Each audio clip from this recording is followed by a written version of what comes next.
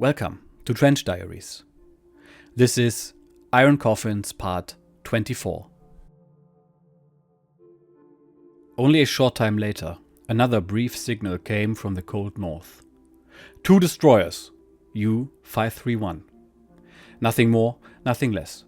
This second alarming distress call made it clear that the attack on the Greenland convoy had encountered unusually fierce resistance. Despite repeated calls from the U-boat High Command, the submarine did not respond anymore. Smoke clouds on the port side. It was 4:25 p.m. The sharp call from Borchert, our lookout, made us forget our fatigue. A faint discoloration on the horizon was the opponent's sooty calling card. With renewed enthusiasm, we set out in pursuit, and soon the masts of the freighters and the yards of the destroyers crawled over the horizon. Our eyes fixed on the clear May sky and occasionally glancing at the armada, we cranked ahead at top revolutions to secure a better position against the convoy before nightfall. Hours of intense pursuit kept the men in a state of tense readiness. However, as the dusk coming from the east settled over the water, it became an ally of the Allies. It enveloped the convoy with such suddenness that we quickly lost sight of it. Siegmund steamed recklessly into the approaching night. Hour after hour we crisscrossed, searched and hunted through pitch-black darkness. But no matter how hard we tried, the convoy had disappeared as suddenly as it had been sighted. This was now the third convoy operation within 3 days that ended fruitlessly and left us disappointed in the wake of the enemy. In this night, Group Drossel lost 2 more boats. U-600 and U-406 collided during their attack attempts and had to return to their bases heavily damaged. Only U-447 managed to reach the enemy and shoot down a barrage balloon. U-456 later reported contact with the enemy. It had been driven off and bombarded with depth charges by the escort. Indeed, it was a cursed night, a disappointing situation. May the 6th. It was still early and dark when a new short signal raced across the Atlantic. Attacked by corvette, U-438. This new message confused us. What was the cause of this sudden stream of misfortune reports, reporting only losses of our boats? Another transmission from our ranks was intercepted on the same morning. Aircraft, bombs, rammed by destroyer, U-125. A 4th victim. Our initial surprise turned into total dismay. In anticipation of impending disaster, we continued pushing north, hoping to catch stragglers of the convoy and disperse them. Then, in the afternoon, a German 4-engined Condor spotted the convoy. Immediately, all remaining boats of Group Drossel were assigned to it. We searched until late evening, but in vain again. Then, a second Condor spotted the convoy anew. It had zigzagged towards Cape Finisterre. We followed. All through the night, our diesel engines hammered in concert with those of the 7 remaining boats, rushing toward the convoy in the moonless darkness on a collision course. But even on this night, we did not get a shot. The night seemed bewitched, and so did the convoy. May the 7th. After a few strong cups of coffee that dispelled some of my fatigue, I staggered onto the bridge at 4 a.m. to begin my watch. For days, the men had been at their battle stations, eating their cold meals standing up, risking a few minutes of sleep in a crouched position. For days, they performed their exhausting duties in a routine reminiscent of military precision. They needed no orders to fulfill their duties. They were ready for action, body and mind, at every second. At 5:53 a.m., a radio message from U-607. It said, "Convoy in CF-37, course north." We changed our course to the west. We aimed our Zeiss glasses at the night-black horizon, and U-230 swept with extraordinary caution under a star-studded sky into the night. Suddenly, our radio operators heard a new call. BF-45 attacked by aircraft, heavily bombed, request fighter protection, limited diving ability, U-663. Upon an immediate inquiry from command, the submarine did not respond anymore. It had fallen victim to a new attack. I checked the location of the new victim on our weather chart and marked the point of its sinking with a black cross. The boat died in the middle of the Bay of Biscay. U-663 was the 5th boat to sink within 3 days. 7 hours later, I had to revise the list again when U-192 and U-531, on a repeated request of command to report their location, did not respond anymore. Both boats had met their fate with that convoy southeast of Greenland. At 7 AM, another short signal. The stream of reports continued unabated. This one came from our friends. It said, "Convoy in CF-34, illuminating flares, U-456. Again, a change of course. With grim energy, overtired, hungry and soaked, we pressed on. At 8:25 AM, mast tips at 40 degrees was called out. The enemy was to starboard. We had finally done it. Siegmann immediately radioed our discovery to command, turned his boat to starboard on a parallel course with the convoy, ordered the chief engineer to squeeze the last horsepower out of the engines, and U-230 surged through the sea like a Mustang. At the edge of visibility, we steamed forward according to the old proven tactic, hoping to have achieved a better position against the convoy before nightfall, then submerge into the convoy and finally give our torpedoes the targets for which they were designed. Keeping contact with our powerful binoculars, we chased behind the curvature of the earth with the convoy heading north. The sea was like a silver plate and the sky was as blue as a cornflower.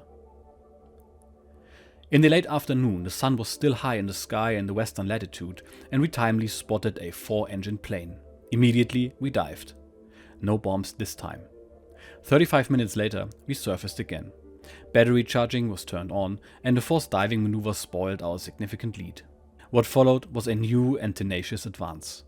The diesels rattled harshly, and the compressors sighed brightly. Slowly, the evening descended on the watery desert. At 9:45 PM, the call went out, "Aircraft!" The cry was drowned in the shrill sound of the alarm bell. U-230 plummeted like a stone into the depths. A Sunderland had descended upon us from the dark wall of the approaching night. 4 volcanic impacts followed. The boat made 4 jumps and then continued to plunge into the depths. A rushing, roaring, booming and whistling, and then suddenly, silence. Only the electric motors hummed. The boat trembled under the rapid beating of the screws. The chief engineer gave some commands forward and aft, and the boat pointed upward, leveled itself on an even keel, swung through, and slid to the ordered depth. At 10:20 PM, we surfaced. The twilight was complete, and the mast tips had disappeared. Siegmann swung the boat in the direction where he suspected the convoy. 10:50 PM. "Madame!" Just before submerging, I saw how the Sunderland, taking advantage of the darkness, crept low. 1, 2, 3, 4 massive detonations. With hard rudder position, they avoided the pressure of the explosions. Suddenly, a rudder jammed to starboard. We circled wildly. The stern compartment reported water ingress through the aft hatch. The E-compressor had failed. We had narrowly escaped death. The commander ordered to repair the most critical damages immediately, and shortly after midnight, nearly 2 hours later, the chief engineer had the boat fully under control again. Then we resurfaced. May the 8th. For 3 hours we pushed northwest. Then we changed course to northeast and chased for another 2 hours in the same direction. But the convoy was and remained lost. As the dawn rose in the east, expanding the horizon with brightness, we saw that we were alone. At 6:10 AM, all boats were asked to report their location. All boats responded except for U-447, and we never heard from them again. U-89 and U-607 reported unsuccessful attacks and destroyer pursuits. None of the boats had achieved success. In the morning, High Command ordered us to break off the pursuit, advance to grid BD-95 and intercept a larger convoy also heading north. With extreme caution and minimal speed, we headed west. The shift gave us the opportunity to catch up on lost sleep after a week of exhausting, draining hunting. Normal ship routine replaced the hectic days. May the 10th. It was a sunny and cloudless day. We entered our assigned grid, a small spot in the middle of the Atlantic. The gap in the picket line was closed. The reported convoy couldn't escape, and Group Drossel, now reduced to 6 boats, lie in wait with additional boats and staggered picket lines between our location and the English Isles. U-456, under the command of Kapitänleutnant Teichert, our companion since leaving Brest, was somewhere behind the horizon in its hiding place. The trap was set. At 6:30 p.m., a new radio message arrived from U-403, positioned further west. It said, "Convoy in CE-24, course northeast, speed 10 knots. That was the convoy we were looking for. A few minutes later, High Command ordered Group Drossel to begin the pursuit. U-230 made a sharp turn and chased the convoy. May 11th. Another death message, again from the Bay of Biscay. It said, BE-65, flying boats, unable to dive, request immediate fighter assistance. U-528. The report hit us hard. We knew that such a severely damaged boat couldn't hold out for long. Indeed, the boat sank on the same day. U-558, sent to assist, had to abandon its search, and we were determined to avenge the loss of the boat many times over. Meanwhile, U-230 foamed towards the new enemy with roaring diesels. Its bow split the sea into two spraying fountains. Anticipating the attack, I ordered all torpedoes to be checked and the fire control system to be cleaned and inspected. We expected nothing but success. May the 12th, 4 a.m. The tension was palpable throughout the boat. When I climbed onto the bridge to take over my watch, we were all filled with a strange excitement. 6:40 a.m. The new day announced itself in the east. Prager appeared on the bridge and shot several stars. In the silence of dawn, he calculated our position. At 6:20 a.m., he reported that the boat had reached the reported general course of the convoy. I reduced speed, set U-230 on a southwest course towards the convoy and sailed cautiously ahead, skimming the horizon. The eastern sky turned blood red as the sun prepared to rise from the water.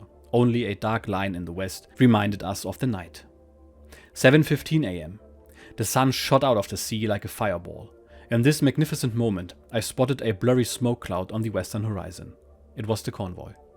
I called for the commander, and seconds later, as Siegmann squeezed through the hatch, I said, "I have a morning gift for you, Herr Oberleutnant." "Thank you, number one. Finally, some good news," he answered. With our powerful Zeiss binoculars, we watched as the smoke cloud grew larger and wider. Then, the commander turned the stern of the boat towards the grey and black swaths. 3 mast tips crawled over the sharp line of the western horizon and quickly rose higher. Those were the escorts ahead of the convoy. They zigzagged quickly closer and moved jerkily like puppets on an empty stage. We ran slowly eastward, maintaining a safe distance from the masts, steaming out of the opponent's sight, determining the exact course and speed. 7:38 a.m. New mast tips appeared over a wide sector of the western horizon. Then the chimney caps followed. Those were the freighters, the actual prey of our hunt. A gigantic panorama of masts and chimneys unfolded and rose higher from the sea. We stood before the parade in an excellent firing position, and within an hour I told myself we would have a multitude of these victims to choose from in front of our tubes. 7:45 a.m. Riedel sent the following short signal to High Command and the other boats lying in wait. It said, "Convoy in BD-28, course north, speed 9.5 knots. I'm diving to attack. U-230. 7:55 a.m. Siegmann acted, and it was high time. "Clear the bridge. Rig for dive." I jumped into the tower after the men. The alarm bell rang, and it was the signal to attack. 5 minutes later, the boat was steered to periscope depth and glided only a few meters below the surface towards the opponents. The commander sat on the periscope chair, grabbed the microphone, and spoke in a hushed voice. "We have sighted a particularly large convoy, probably over 100 ships. We will attack underwater, and I remind you that we are not on a vacation trip. I expect your best to carry out this attack successfully." Then he pressed a lever, and the periscope's motor began to hum. A bit of a shorter episode today because work at the end of the year is always taking up a lot of time, as you can imagine. A lot of frustration, anyway, is palpable in this part of the story. I have read through U-230's war diary parallel, and you can practically taste the dismay in Siegmann's notes. He has to crash dive many times and only barely escapes twice. Additionally, his passive sonar array gets damaged twice and has to undergo repairs while airplanes are constantly harassing the boat. Also, there are a lot of boats lost in just a couple of days, and the German Navy has yet to figure out why. But a convoy is in sight, and an attack is about to commence. You'll learn about it in the next episode, and I will see you then. Cheers, bye bye.